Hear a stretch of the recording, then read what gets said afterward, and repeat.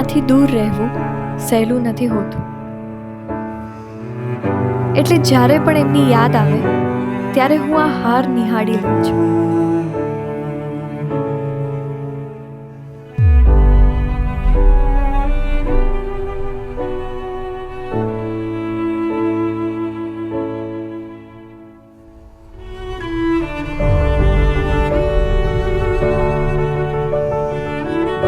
બેટા, અને તું મારી યાદગીરી તરીકે સાચવજે.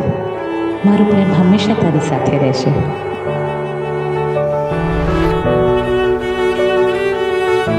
માએ મને આ અહેસાસ આપ્યો હતો કે પ્રેમને સ્પર્શ કરી શકાય, અનુભવ કરી શકાય. અને એક દિવસ મારી દીકરી પણ કદાચ દૂર હશે.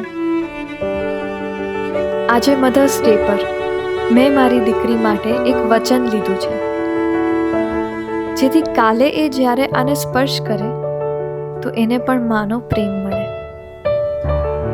મધર્સ ડે તો દુનિયા ઉજવે છે, પણ માં તો દરરોજ પોતાના સંતાન વિશે જ વિચારે છે.